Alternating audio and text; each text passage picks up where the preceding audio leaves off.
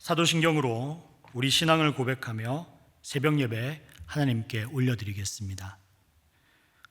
전능하사 천지를 만드신 하나님 아버지를 내가 믿사오며 그 외아들 우리 주 예수 그리스도를 믿사오니 이는 성령으로 잉태하사 동정녀 마리아에게 나시고 본디오 빌라도에게 고난을 받으사 십자가에 못 박혀 죽으시고 장사한 지 사흘 만에 죽은 자 가운데서 다시 살아나시며 하늘에 오르사 전능하신 하나님 우편에 앉아 계시다가 저리로서 산자와 죽은 자를 심판하러 오시리라. 성령을 믿사오며 거룩한 공회와 성도가 서로 교통하는 것과 죄를 사하여 주시는 것과 몸이 다시 사는 것과 영원히 사는 것을 믿사옵나이다.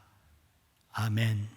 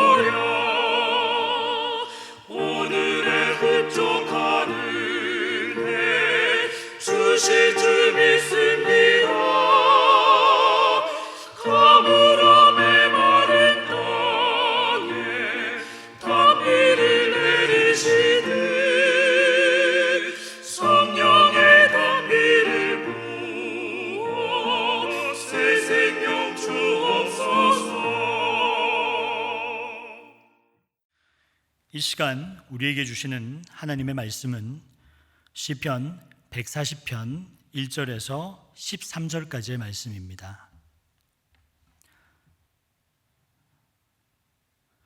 제가 받들어서 봉독하도록 하겠습니다. 여호와여, 악인에게서 나를 건지시며 포악한 자에게서 나를 보존하소서. 그들이 마음으로 악을 꾀하고 싸우기 위하여 매일 모의하며 뱀같이 그 혀를 날카롭게 하니 그 입술 아래에는 독사의 독이 있나이다. 여호와여, 나를 지키사 악인의 손에 빠지지 않게 하시며 나를 보존하사 포악한 자에게서 벗어나게 하소서. 그들은 나의 걸음을 밀치려 하나이다. 교만한 자가 나를 해하려고 올무와 줄을 놓으며 길 곁에 그물을 치며 함정을 두었나이다. 내가 여호와께 말하기를 주는 나의 하나님이시니 여호와여, 나의 간구하는 소리에 귀를 기울이소서 하였나이다. 내 구원의 능력이신 주 여호와여, 전쟁의 날에 주께서 내 머리를 가려주셨나이다. 여호와여, 악인의 소원을 허락하지 마시며 그의 악한 꾀를 이루지 못하게 하소서. 그들이 스스로 높일까 하나이다. 나를 에워싸는 자들이 그들의 머리를 들 때에 그들의 입술의 재난이 그들을 덮게 하소서. 뜨거운 숯불이 그들 위에 떨어지게 하시며 불 가운데와 깊은 웅덩이에 그들로 하여금 빠져 다시 일어나지 못하게 하소서. 악담하는 자는 세상에서 굳게 서지 못하며 포악한 자는 재앙에 따라서 패망하게 하리이다. 내가 알거니와 여호와는 고난당하는 자를 변호해 주시며 굽핍한 자에게 정의를 베푸시리이다. 진실로 의인들이 주의 이름에 감사하며 정직한 자들이 주의 앞에서 살리이다. 아멘.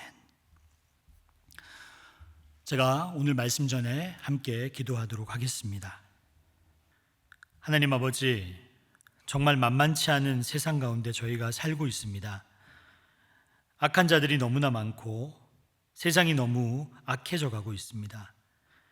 하나님, 저희들의 마음을 지키지 못하여 저희들 마음조차 황폐해지고, 그리고 우리의 말과 생각과 행동이 너무나 거칠어져 있음을 오늘 주님 앞에 솔직하게 고백합니다. 오늘 이 예배를 드리는 성도 중에는 악한 자로 인하여 두려워하고 힘들어하는 성도들도 오늘 여기에 와 있습니다. 주님, 오늘 역사하여 주셔서 주님, 아무리 힘들고 어려워도 주님께 나아갈 수 있는 우리가 될 수 있도록 눈을 열어주시고 담대하게 하여 주시고 주님의 자녀로 하나님의 말씀대로 살아갈 수 있는 능력을 허락하여 주시옵소서. 주님의 말씀을 전합니다. 이 말씀이 하나님의 온전한 음성으로 들려질 수 있도록 주여 역사하여 주시옵소서. 이 모든 말씀 예수님 이름으로 기도드립니다. 아멘.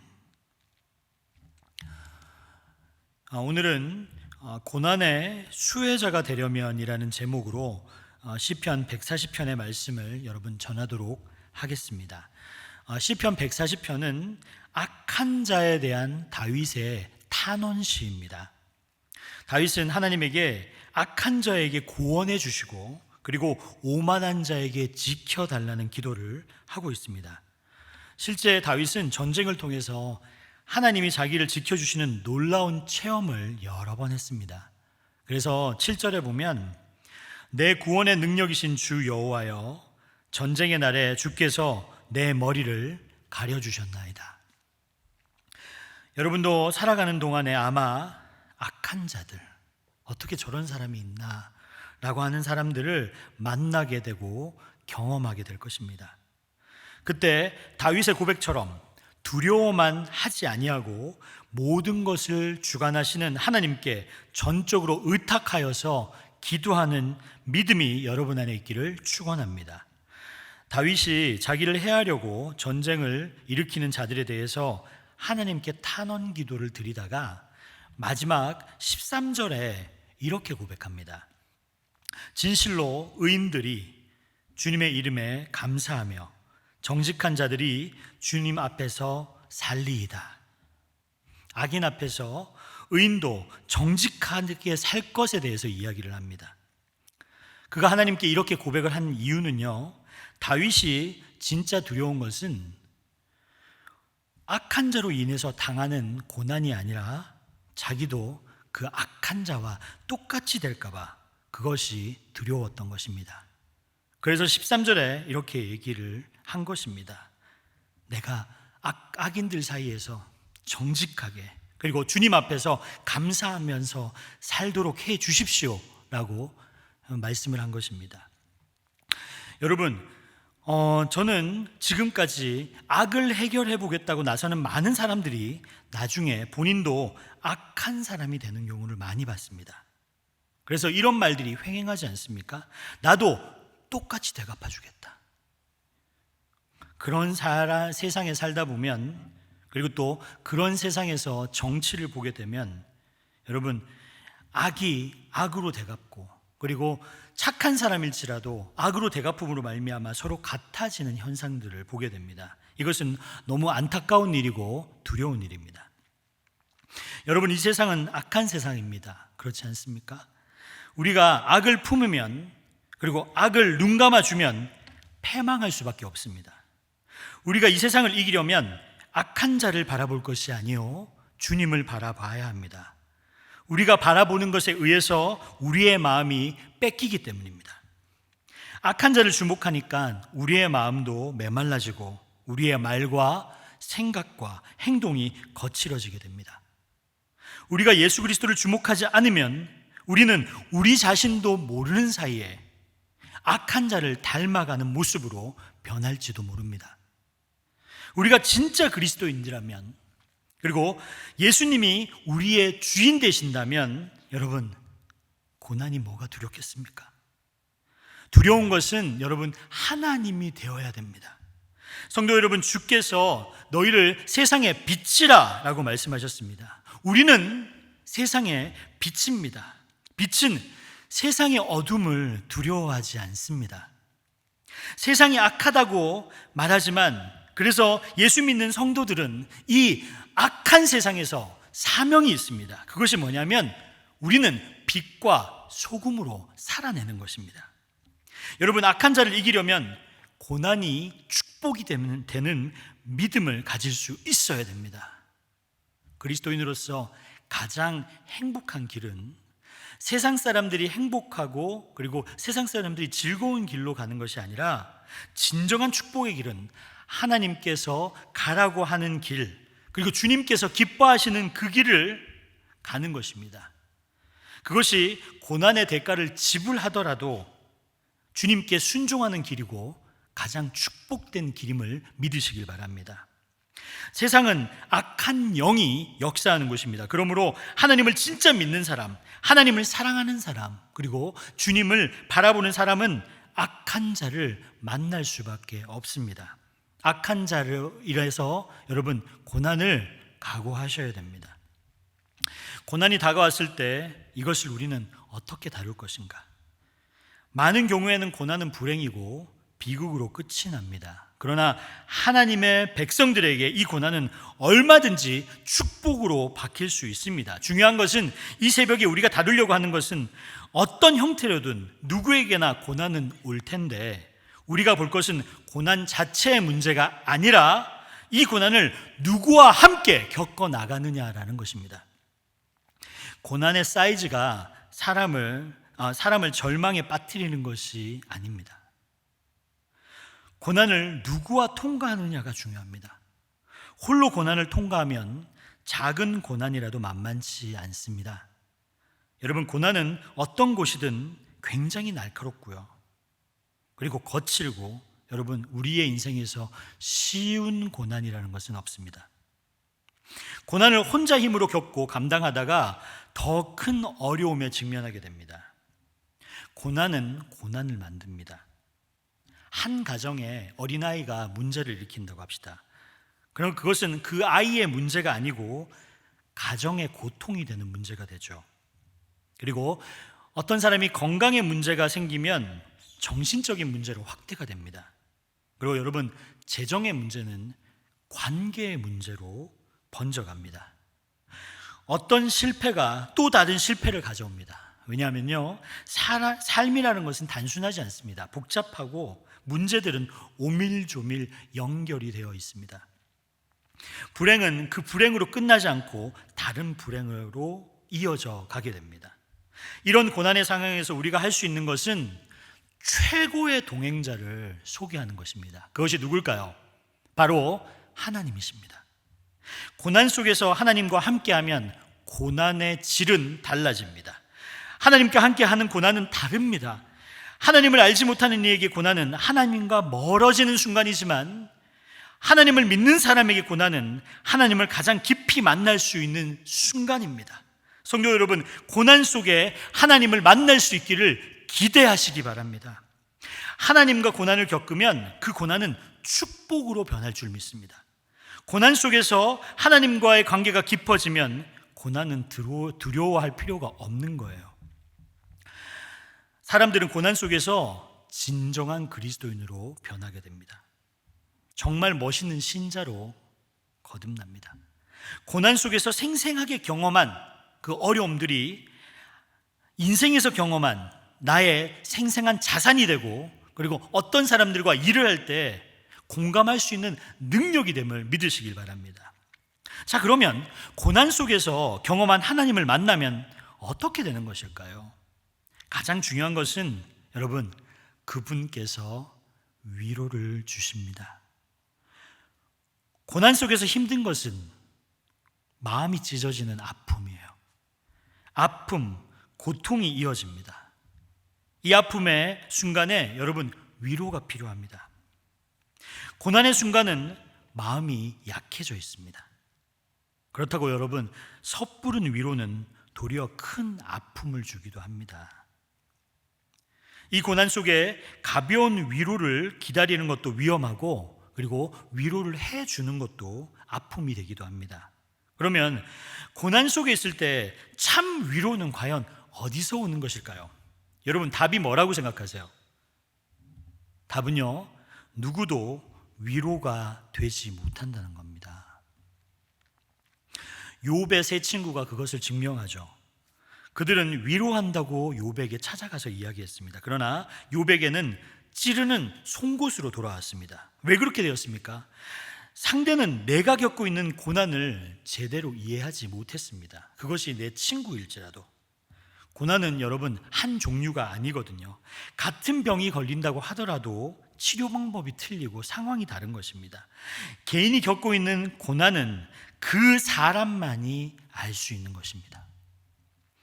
나의 고난에 들어오지 않는 위로는 여러분, 위로가 아닙니다. 그래서 고난의 당사자와 누구도 간극을 메꿀 수가 없습니다. 여러분, 고난 속에서 곁길로 빠질 때가 있고, 그때 하나님을 놓칠 수가 있습니다. 하나님, 나를 버리시는 건 아닙니까? 하나님이 나를 외면하시는 건 아닙니까? 하나님이 나에게 징벌을 내리시는 건 아닙니까? 라는 오해가 생기기도 합니다. 특히 고난이 길어지면 누구나 가지게 되는 경험이 이런 생각들입니다. 자칫하면 하나님과 동행하지 못하고 불신앙으로 빠질 수도 있습니다. 가만 보십시오. 고난에 빠져 있을 때, 고난이 있을 때 감정이 말라버려요.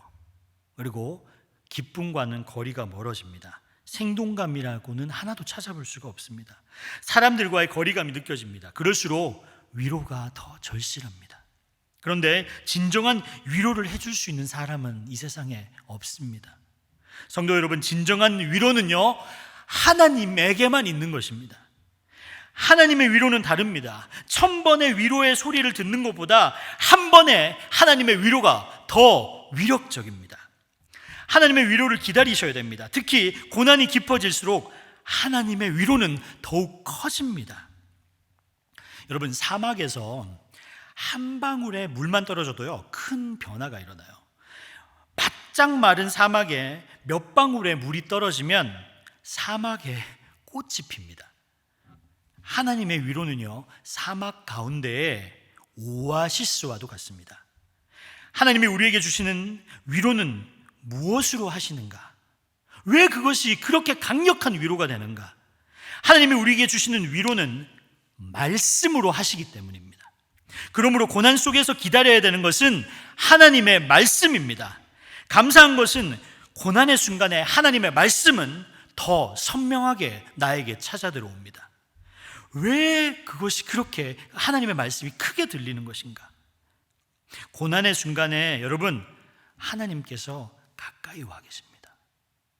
또 하나는 고난의 순간에 우리의 귀는 가장 크게 열려 있습니다. 왜 그럴까요? 절실하기 때문에. 내 고난이 너무 힘들고 절실하기 때문에 내 귀가 열려 있는 것입니다. 하나님은 가장 가까이에 와서 말씀하십니다.